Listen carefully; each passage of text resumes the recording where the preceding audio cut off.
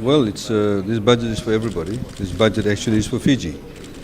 And as you know, that there are many aspects of the Fijian economy, and we've addressed all aspects of the Fijian economy, right from providing the right environment for the tourism sector to be able to reposition itself once the market opens, to be better priced. We've got added stimulus package. We also have obviously various incentives for businesses to actually invest. And all of that creates jobs. I mean, if you have the hotels opening up, it means people get their jobs back. If you have businesses investing, that means they will hire people. We also then have specific direct benefits for those Fijians who have been affected by the COVID crisis in terms of the economic downturn.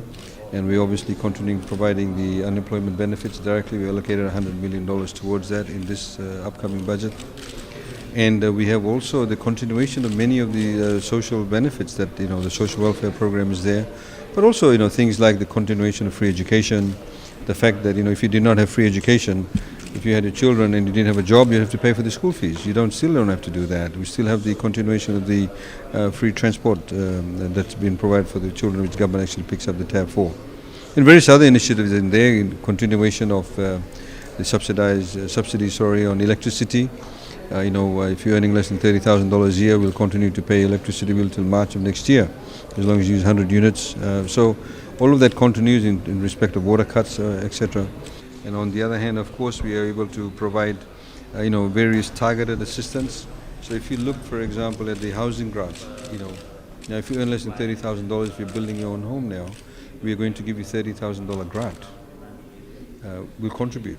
So if your house, for example, costs $90,000 to build, $30,000 will be given by government. Why are we doing that? Obviously because we want more people to build. Because when people build things, when you build an office block, when you build a home, you employ people.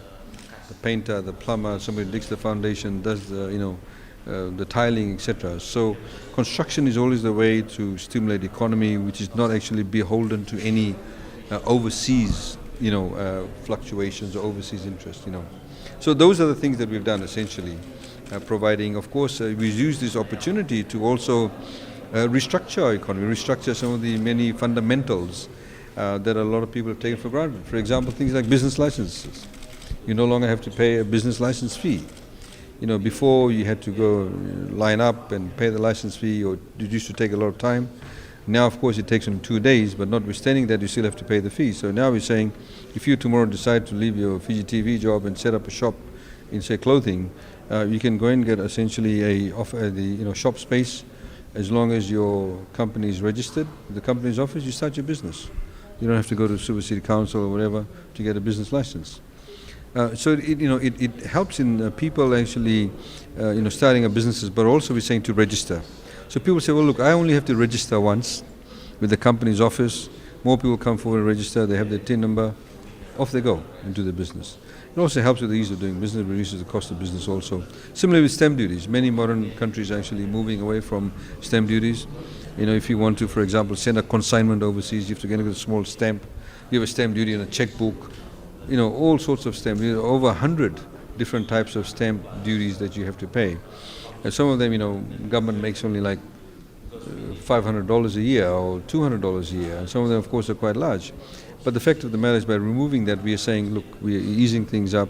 We're making it easier for you to conduct business, less expenditure, and therefore that should incentivize people. There are businesses in Fiji that are cashed up. They simply need to feel confident to be able to invest. We also, as you know, provided a lot of initiatives for example, for residential or commercial subdivision.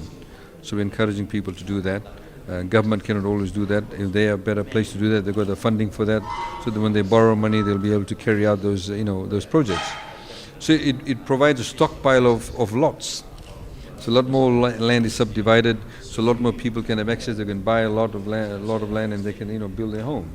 So essentially, the entire budget is all about helping Fiji recover in a smart, innovative manner, and also, putting in place a new fundamental as far as the economic policies are concerned.